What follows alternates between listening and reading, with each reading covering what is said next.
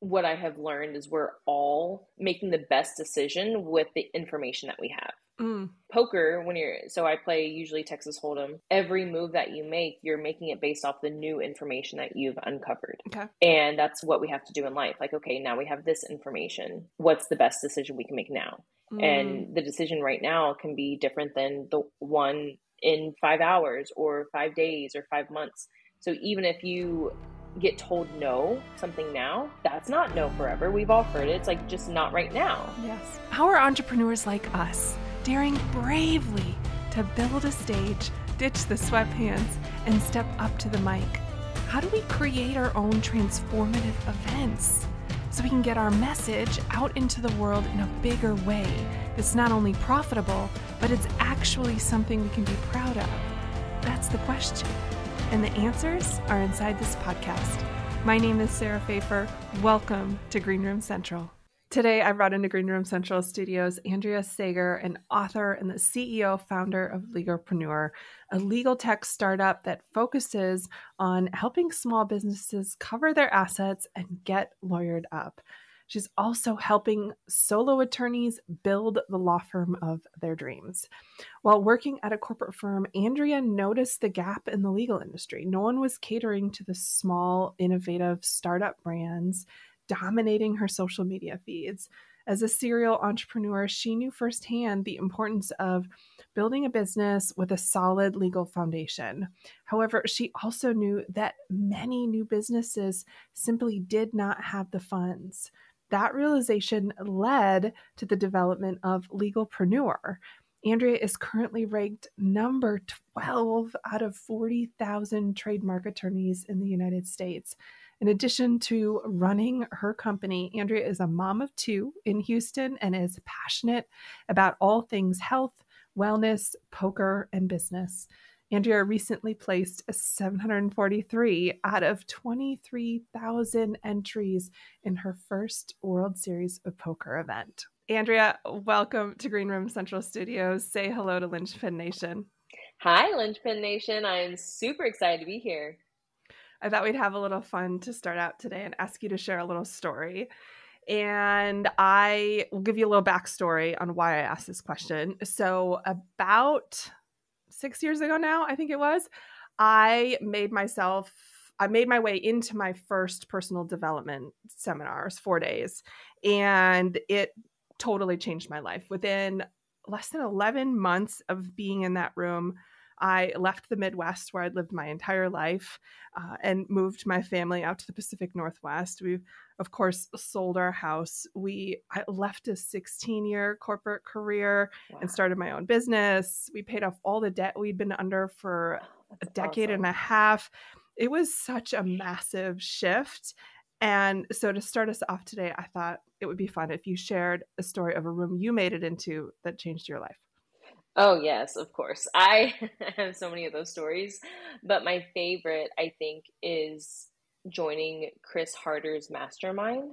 So Chris Harder, he is hands down one of the biggest factors into why I am where I am today. And really, I would say how I got there is just inspired action. So I launched my law firm. And I launched it in 2018, May 2018, almost 6 years.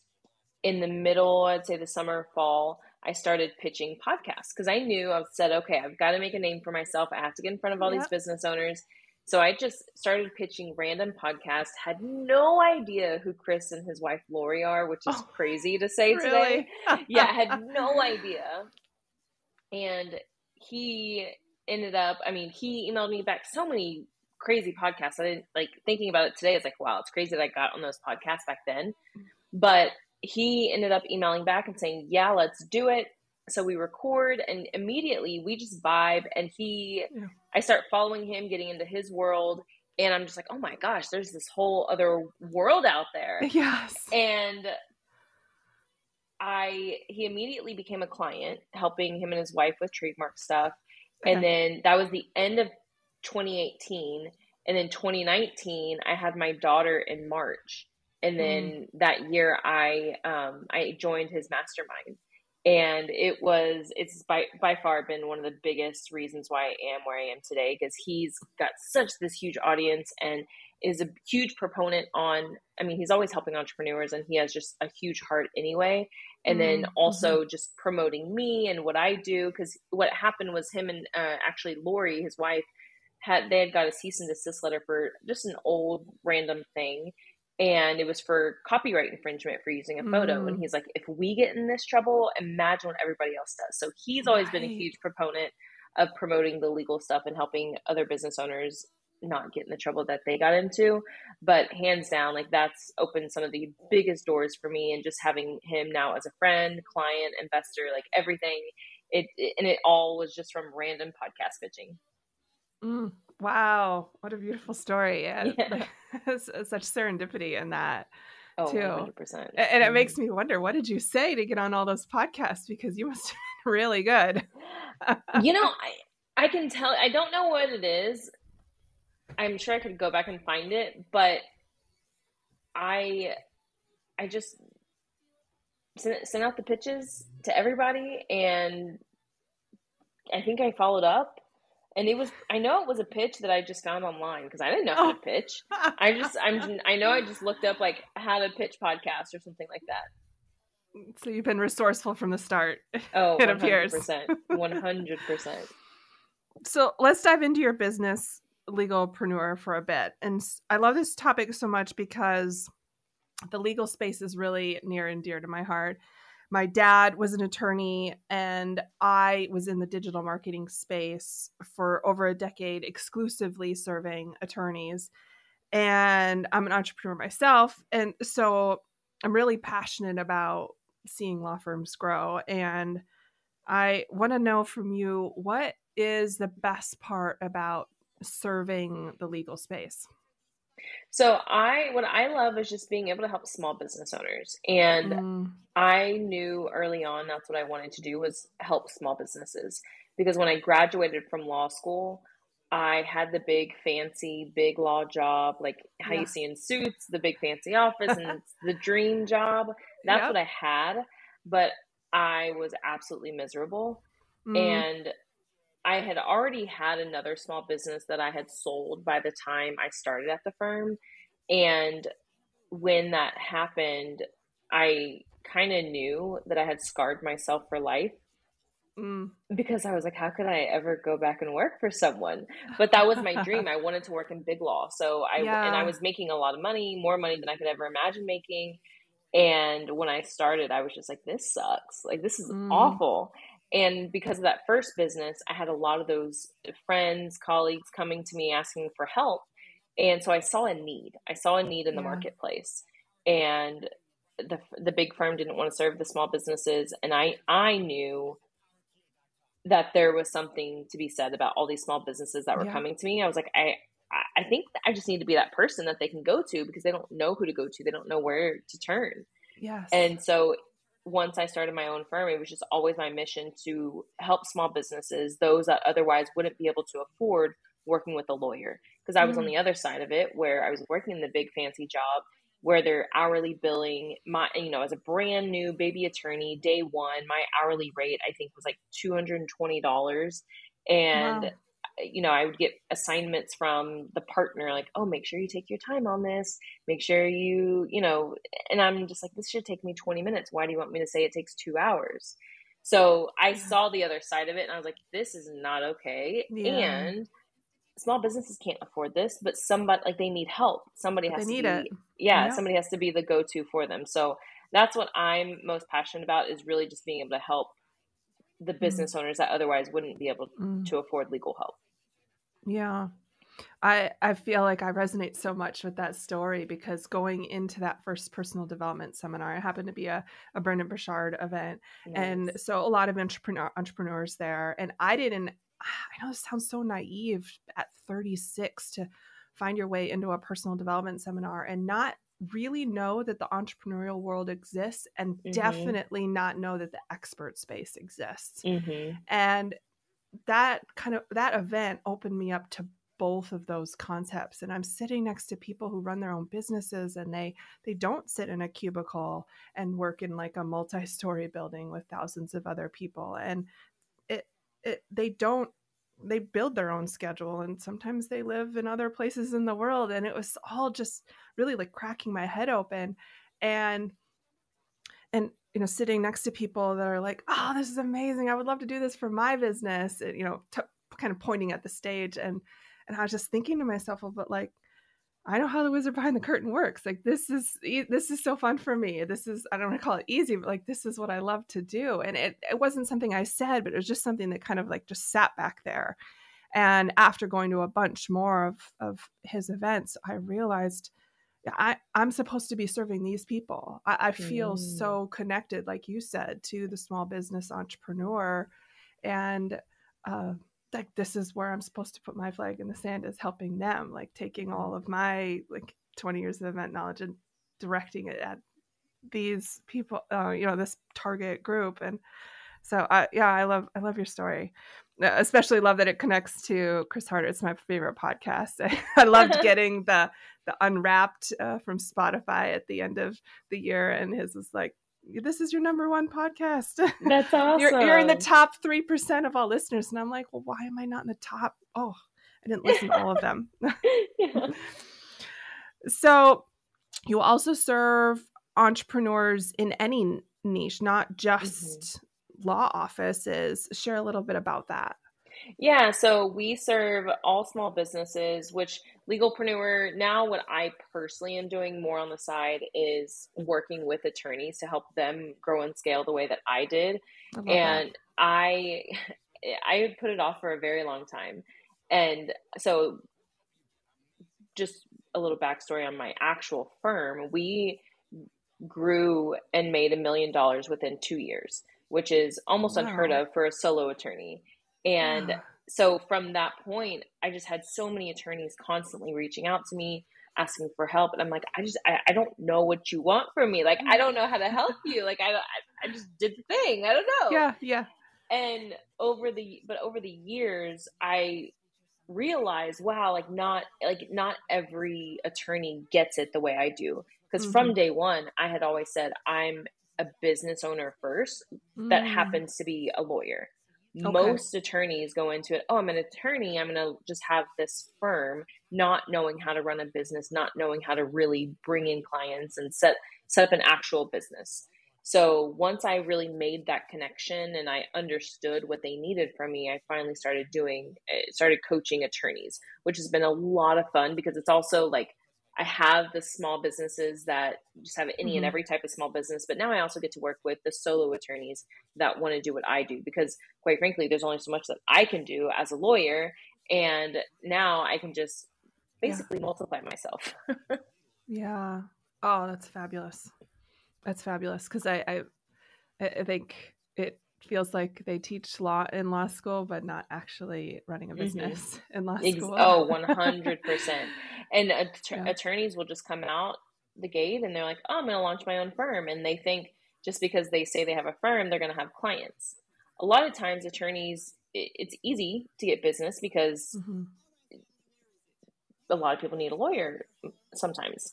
But what they don't know how to do is how to maintain that stream of clients. How do you get clients coming to you when you're sitting at home? Because that's what attracts a lot of attorneys to me. Like, I've always worked from home. I've never had an office. I've never met with a client in person. Like, I've met them at events and stuff, but I've never met with a client in person. I only do phone calls, and it's just a completely virtual law firm. And a lot of attorneys are fascinated that I've been able to do it, because when I started, so many attorneys were like, you're not going to be able to make a living off of small businesses. And really my bread and butter is trademarks.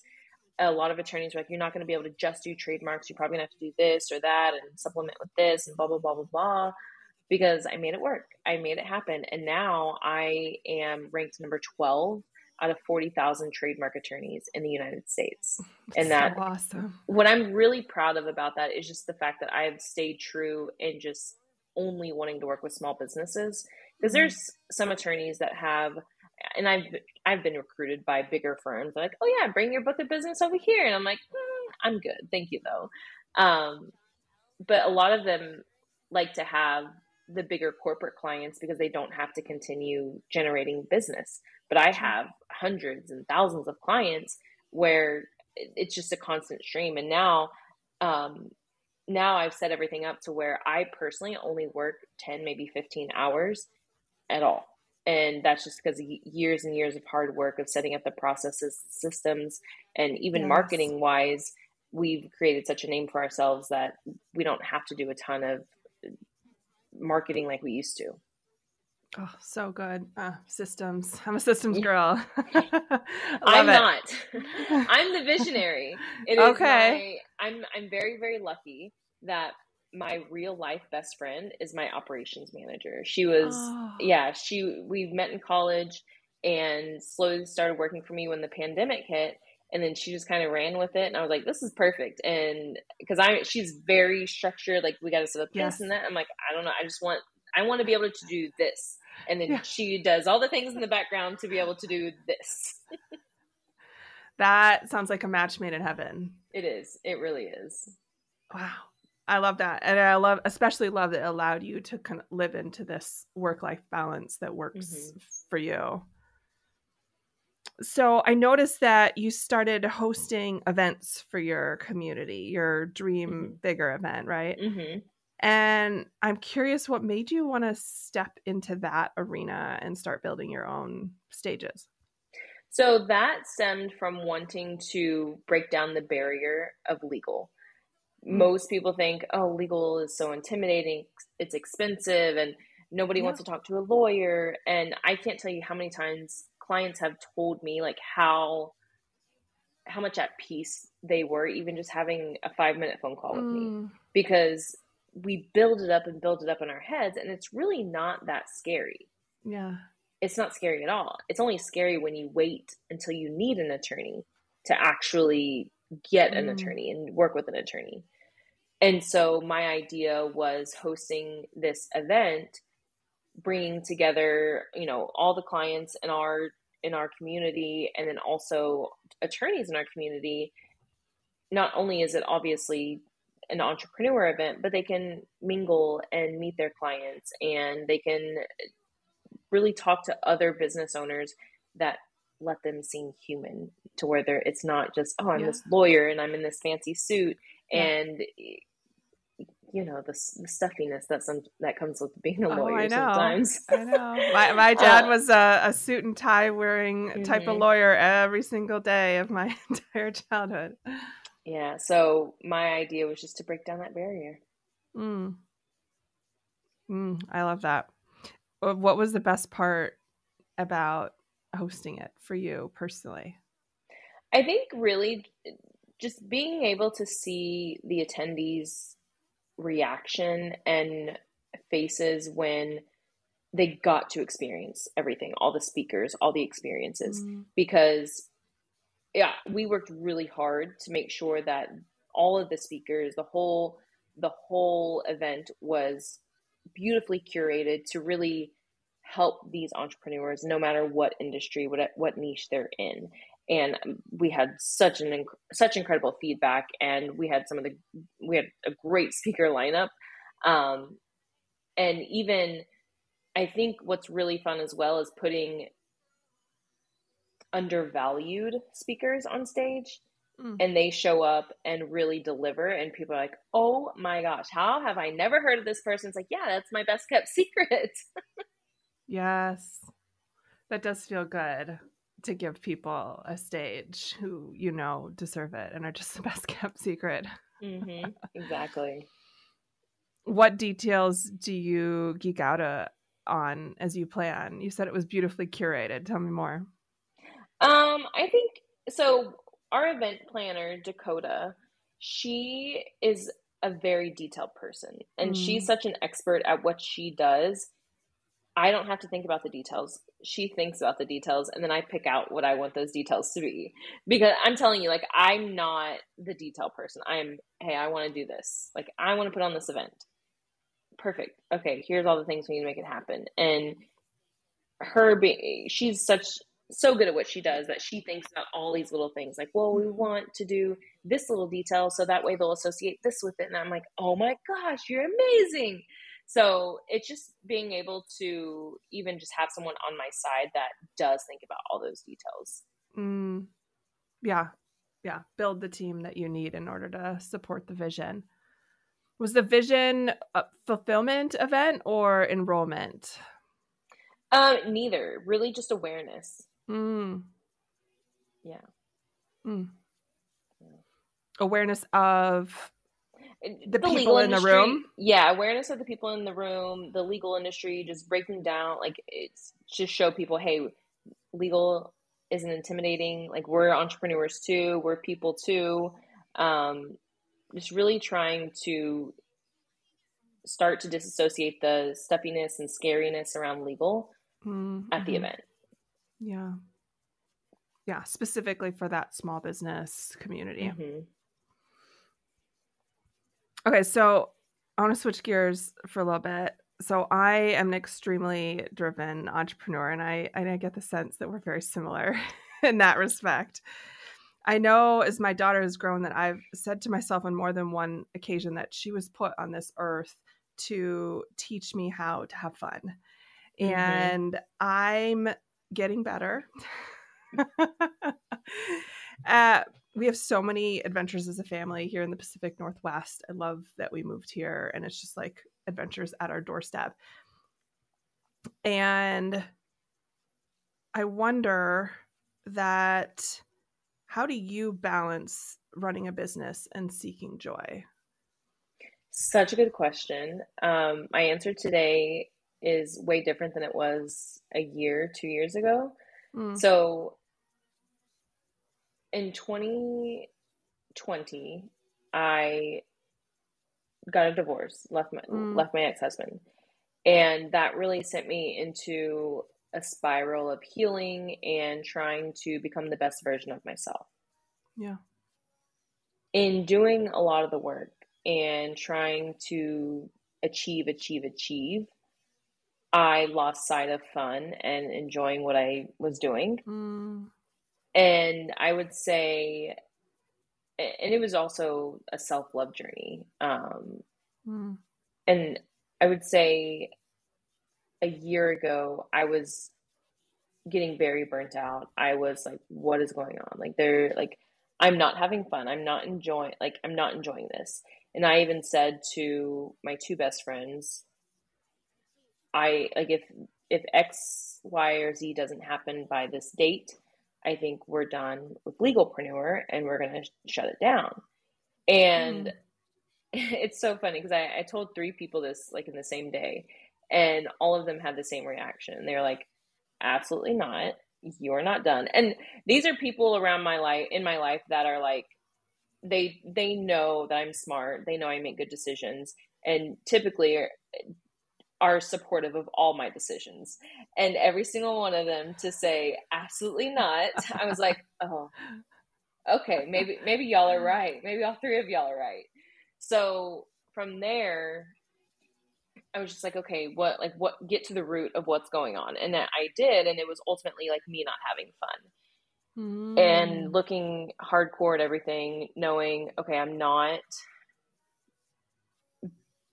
making the most use of my time. I was filling up my day with busy work just to be busy, to look like I was doing, look like I was trying to move the needle, but really I wasn't moving the needle.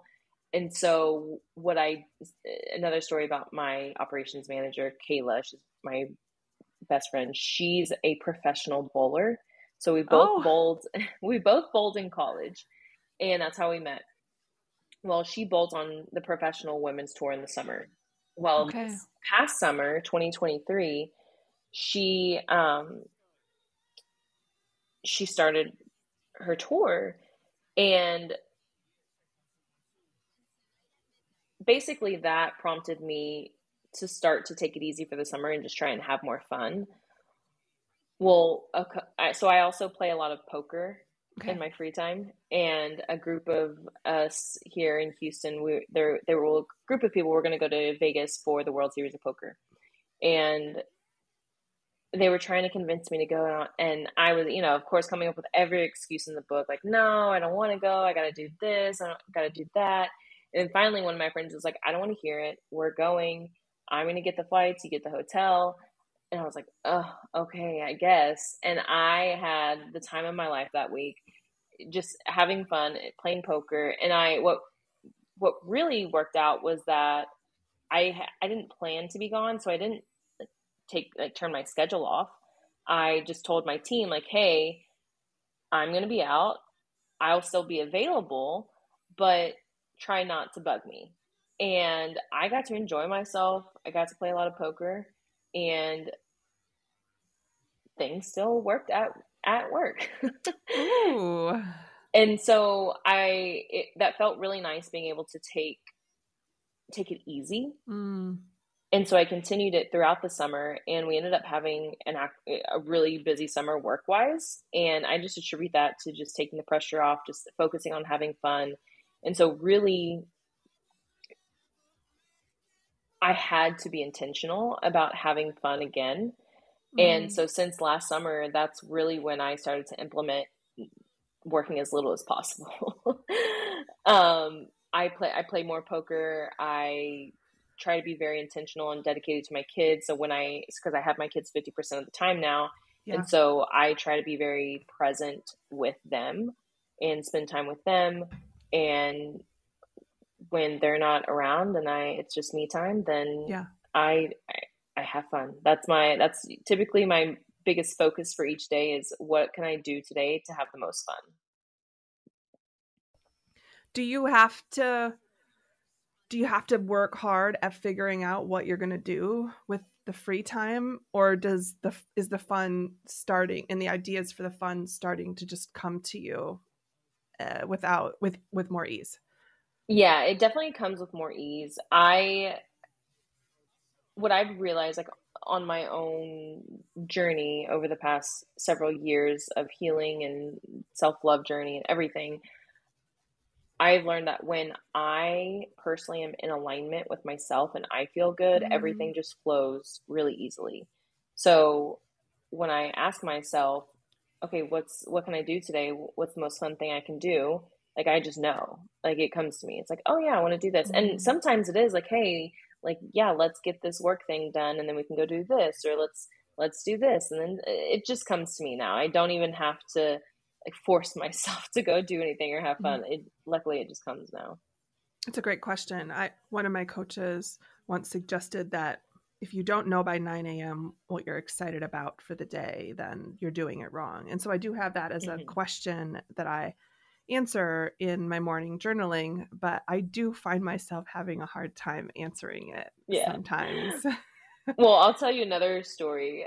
So the fun thing really happened last March.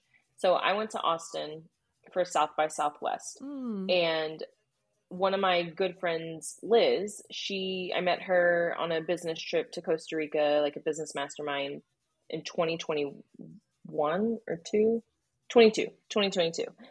And I was going to South by Southwest, and I was like, hey, we should catch up one day, blah, blah, blah.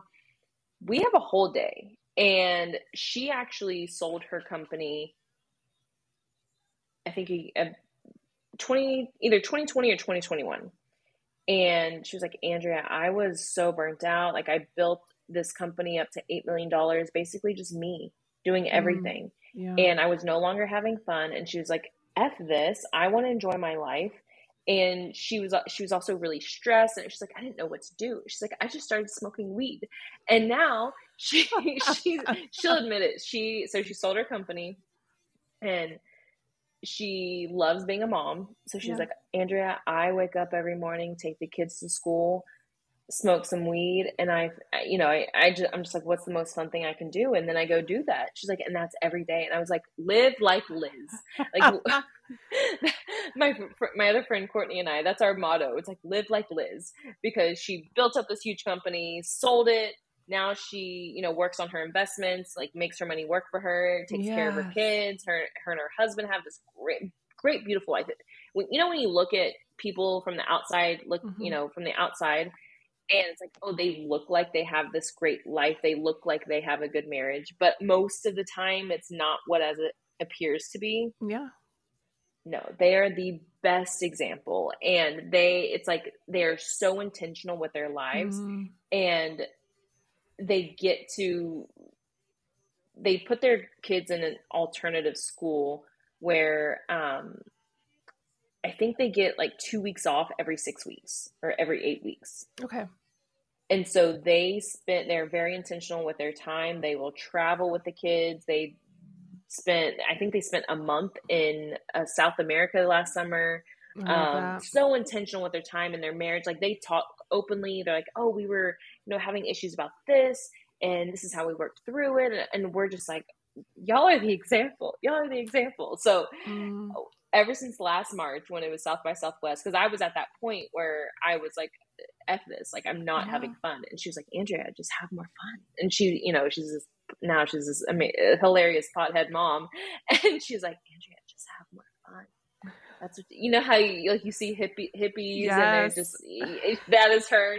I'm right now I'm picturing the movie Cars, and the guy that sells the alternative fuel, and the way he talks. Yes. That's what I'm picturing. Yes. So live like Liz is my motto, and she got me started on having fun, which I started to implement. And then last summer is when I was like, okay, I do not need to be working all these hours. Like I have a team. They can take care. They can take the load. Wow. It was beautiful. Yeah. I'm working on that. I'm totally working on that. Yeah. It's hard because we get so lost. Yeah. And for me, what I not struggle with, but something I'm still reconciling is how I grew my law firm so quickly. Yeah. I made $1 million within 2 years, made $1 million every year after that. And what I have realized after my divorce, healing, everything, I did that trying to earn the love of other people that I was never going to get. And quite frankly, that $1 million number was an arbitrary number. And so what I teach now is really figuring out what exactly do you want and need, and then how can you make that happen? And I don't ever push anyone or encourage anyone to make $1 million. It's like, let's create your dream life. Yes. Let's look at what your dream life looks like, and that's what you need to go achieve.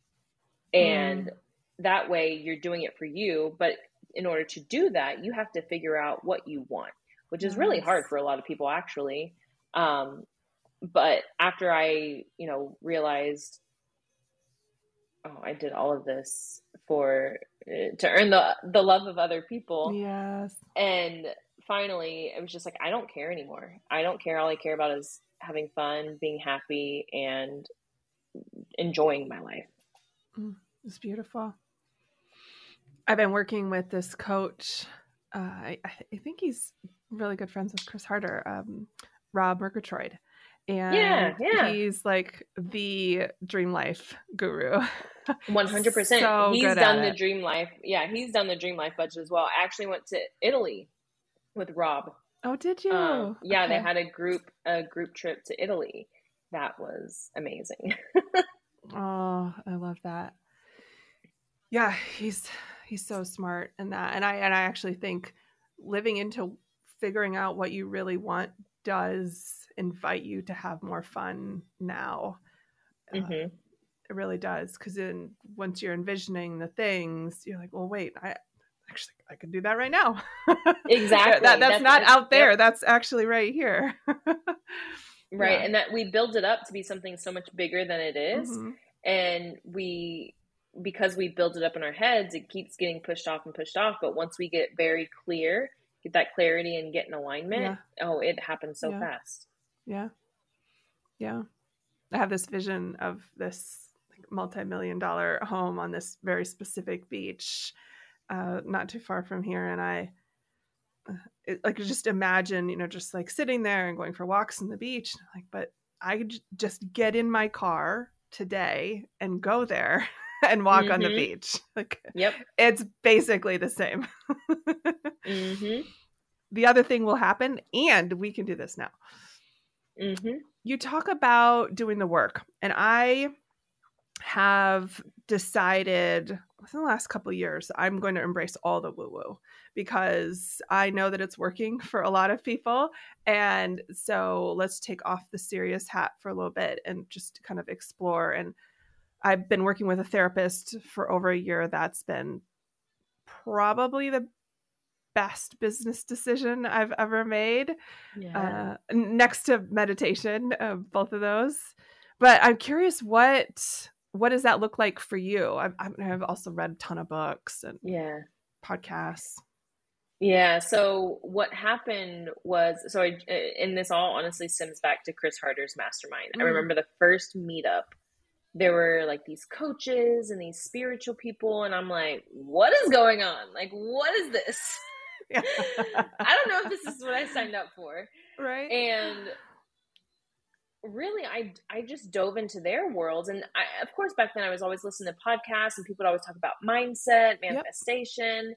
And I was like, there has to be something to this. Yep. And I had no idea what it was, what it meant. But I remember thinking like, okay, if it's working for all these people, like they're not all part of this secret society where they're saying, hey, you have to talk about this on a podcast to like scam these people. I'm like, there's something here.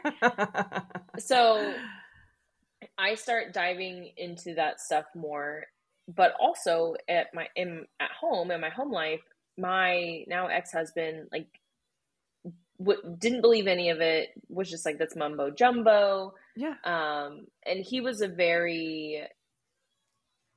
had a very hard childhood and struggled a lot with depression. And I found myself having to hide like books I was reading.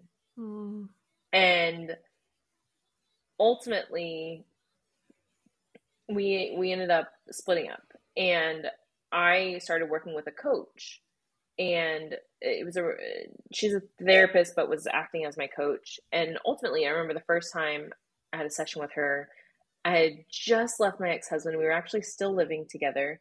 And I told her, I was like, I want to become the best version of myself in order to just be happy, but also call in a partner that, be my higher self and call in a partner from there.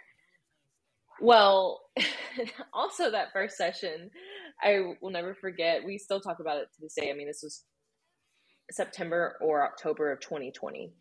And I was like, I also don't cry. I was like, I never cry. I'm fine in that department. And she's like, honey, we have a lot of work to do.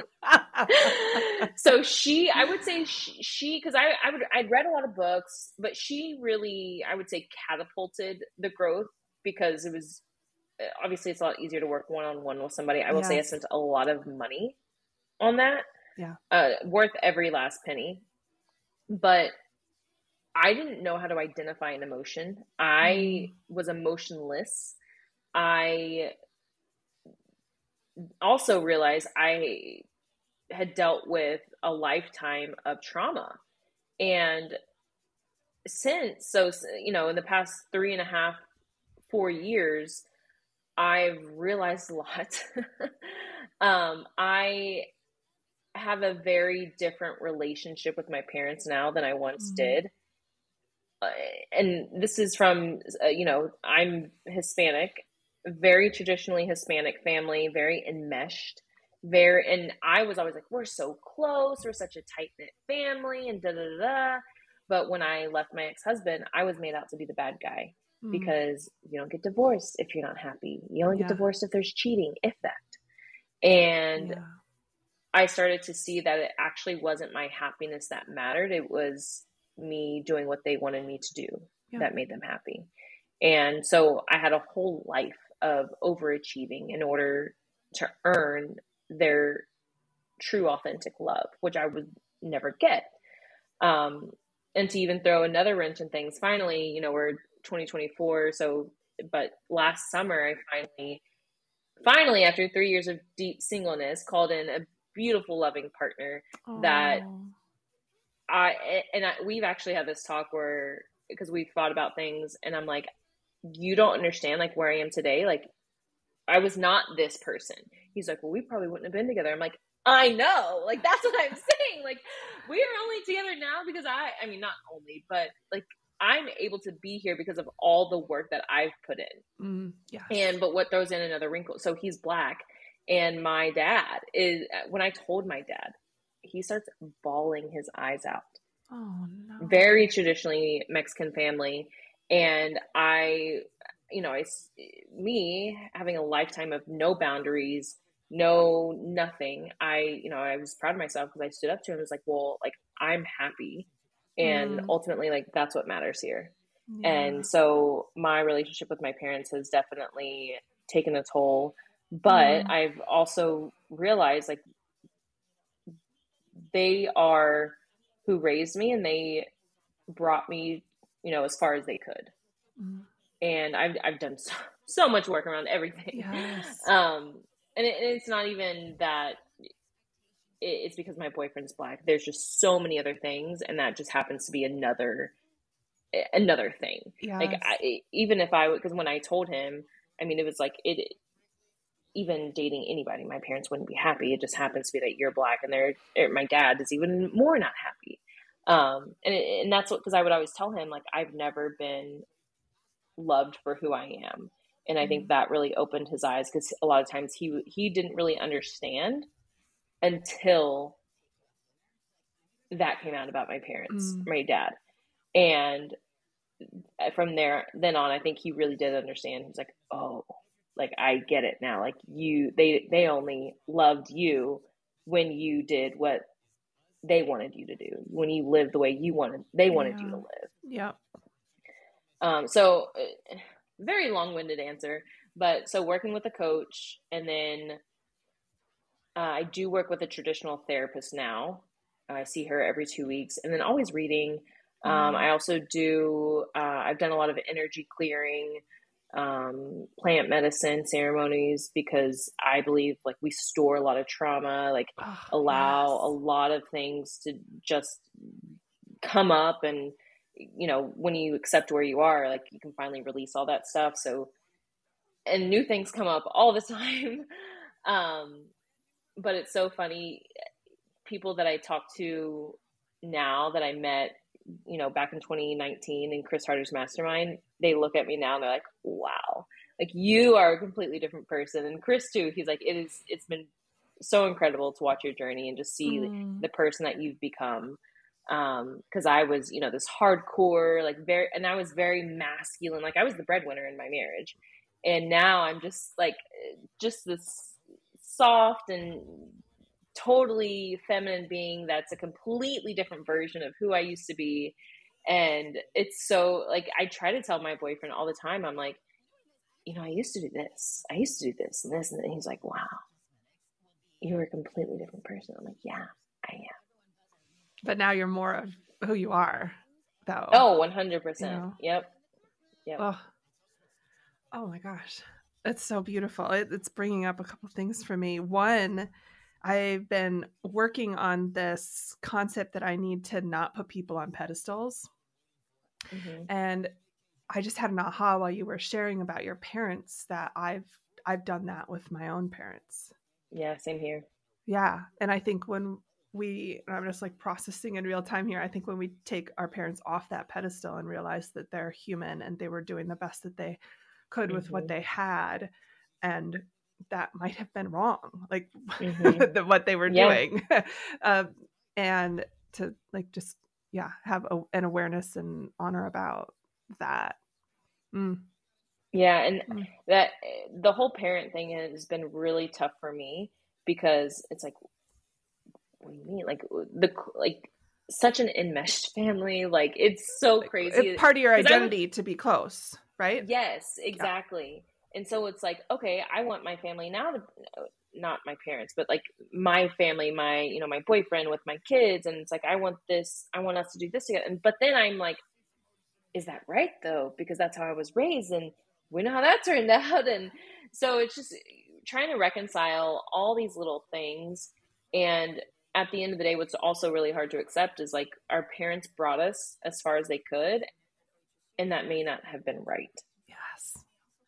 And that's okay, because they did the best they could. Yes. And it's now, what I always talk about people when they're on their own journey, I always try to explain it saying like, we're all put on this earth. And unfortunately, it's like a board game where we all have different starting places. Because my boyfriend, at the beginning, I'm like, oh, you've never been to therapy. Like, okay, like eventually we'll go to therapy. But I'm just like, he operates in such a different way that he doesn't have the trauma that I did. I know we were all traumatized in some, in some areas, but the way that I communicate with him with things, and I'm just like, you're able to just do that? Like, you didn't have to talk to a therapist on how to do that? Like, how do you operate just like being you? Yeah. And it's so funny how I look at the differences, and our relationship has just opened my eyes to so much, to really show like we really have just like different starting points. And hopefully and it's not a matter of catching up, but hopefully we can find someone that's on our same frequency and we can continue to grow together. But yeah, it's crazy how much we realize when we get older about our parents, which is also really sad. But I try really hard to raise my kids the best I can. Yeah. Oh, me too. Highest priority. Yep. So this next question is, so I wrote these questions before, like weeks ago, because we rescheduled, right? And so I'm going to try ask you this question without crying. But I feel like I have to ask it. So this morning I found out my grandmother died. Oh my gosh, I'm so sorry. Yeah. And so I was just on a walk with my dog, and I was going through my questions that I was going to ask you on my phone. And this question immediately made me cry. And I was like, oh, how perfect that we are having this conversation today, and it was rescheduled today. So the question goes like this. I know you're a poker player, and I am not, but I do know how to shuffle a deck and deal. My grandparents, they were huge card players, bridge specifically. Mm-hmm. And they taught my sister and I from a very early age, like how to sit at a table and how to play cards and play one of their favorite games, which was 313, which I've decided that we're going to do as a family tonight at our dinner table. Aww. Yeah. And so I have such fond memories of sitting around that table and playing cards with them. But I also think for them, it was about teaching us not just about the strategy, but also the etiquette of the game of like sitting together and playing cards. And so my question for you is, what has your love for the game of poker taught you about either life or running a successful business? And yeah, and even maybe if you're imparting any of that like card playing wisdom to your children, take it however you like. Yeah, I actually love this question. Because I've always played poker growing up. Really? Like my parents always had house games. Okay. Yeah. Like I'll play poker now and people are like, oh, when did you start playing poker? And I was like, when I came out of the womb. Like, I don't know. I don't know what you want to tell me. Oh my goodness. But I didn't play for the 8 years that I was married. What? So for about 10 years when I was with my ex-husband, I did not play. When towards the end of our marriage, 2020, I started playing again. Like one day, because he didn't want me to play. And then one day I was just like, I'm going to play poker. And he was like, oh, okay. And so I went and I walked in and I was like, it was just immediately, I was like, this is what I've been missing. So that was my outlet when I was going through the divorce, like getting my, like, just completely transforming my life. And that has just continued to be a constant in my life. But I would say more so over the past year, as I've been getting better and better, what I have learned is we're all making the best decision with the information that we have. Poker, so I play usually Texas Hold'em. Every move that you make, you're making it based off the new information that you've uncovered. Okay. And that's what we have to do in life. Like, okay, now we have this information. What's the best decision we can make now? And the decision right now can be different than the one in 5 hours or 5 days or 5 months. So even if you get told no something now, that's not no forever. We've all heard it. It's like, just not right now. Yes. And so we also, if we want somebody to make a different decision, give them different information. So in poker, if you want to, it's all painting a story in poker. If you want somebody to fold, give them information to make them fold. If you want them to call or do something, if you want them to do something, like, give them that information for them to do that. And same thing in business. If you want somebody to say yes, give them the information they need to say yes. Oh, I love that. Like both game analogies you've given, like that everyone's starting at like a different place on the board. I love that visual. I'm a very visual person. And then this about like, we're just doing the best we have with the information that we have, and that we have to give ourselves grace about whatever happens after that, because it really was like the best we could do with what we had. Oh, so smart.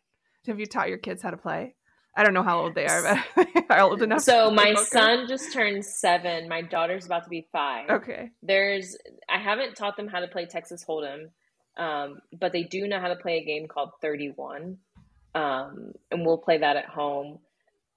But I also used to own a poker club, and they were there all the time.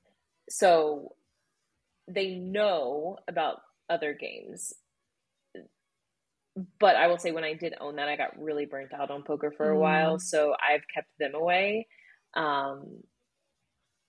But they will be learning very soon, because I'm pretty sure that by the time I was 7, I'm pretty sure I was already playing. Oh, how fun. Which is crazy.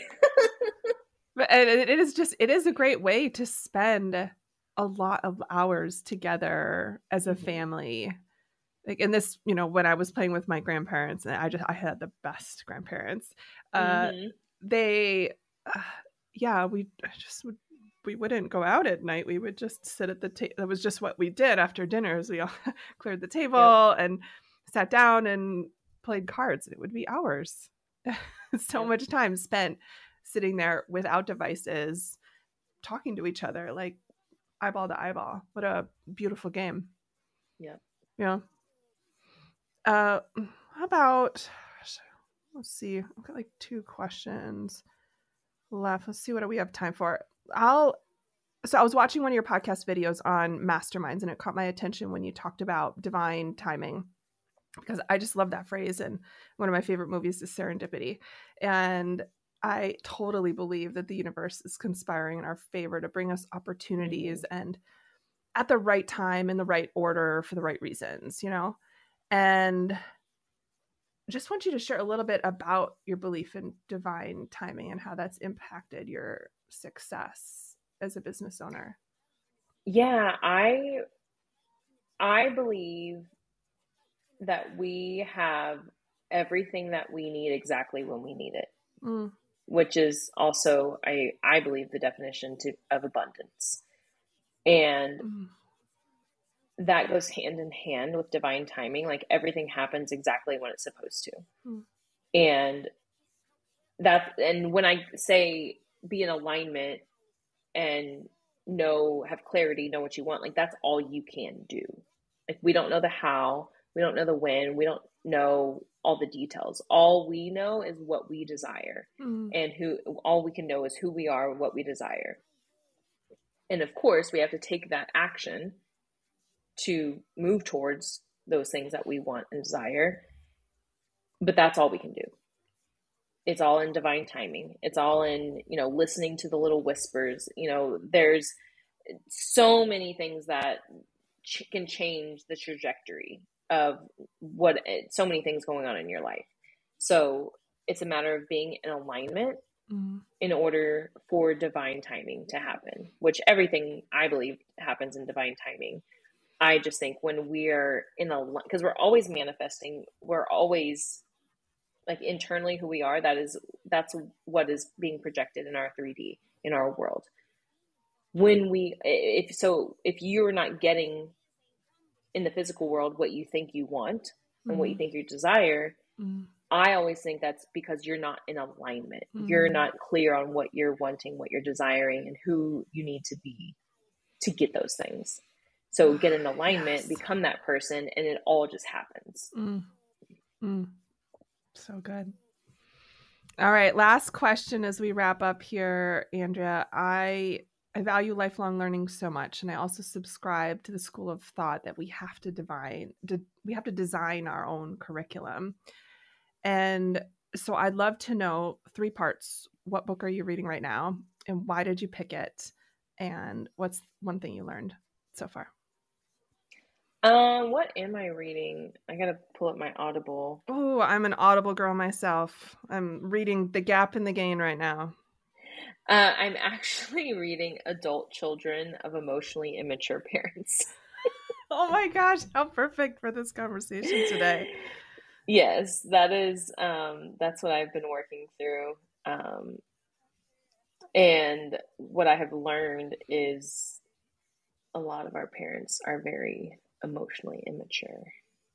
I'm the proud, okay. I'm the proud owner of a couple as well. They love me very much and yes, have not done the work yet. Yeah. Yep. Oh, so good. Andrea, where can Linchpin Nation find you, and what have you got going on right now that we should know about? Yeah, so you can find me at Andrea Sager Law on Instagram, at The Legalpreneur on TikTok and Instagram. And really what I'm working on is having fun. Okay. I love that. I mean, if you ever need any legal protection, any LLCs filed, contracts, trademarks, we can do all of that. But what I'm focused on is really just supporting small businesses and solo attorneys. Beautiful. I'll link all that up in the show notes. Thank you, Andrea, for being here today. It's been a real pleasure. Thank you. Thank you for listening to the Green Room Central podcast. If you loved this episode, then please take a screenshot on your phone and post it to Instagram, and be sure to tag at Sarah Pfeiffer and let me know why you liked it and what you'd like to hear or who you'd like to hear from in the future. That'll help me know what to create for you. Also, if it's on your heart to host your first or next event this year and you need a jumpstart, let's connect for a strategy session. Just go to greenroomcentral.com. In a 2-hour intensive private session, I can help you pivot, scale, or start your event vision from scratch. Together, we will build an actionable plan so that you feel confident and clear on your next steps. Go to greenroomcentral.com right now to sign up. I appreciate your commitment to leveling up and learning the mindset and strategy of live events. Keep going. Keep learning. If you want more, head over to greenroomcentral.com for show notes and all the links from today's episode.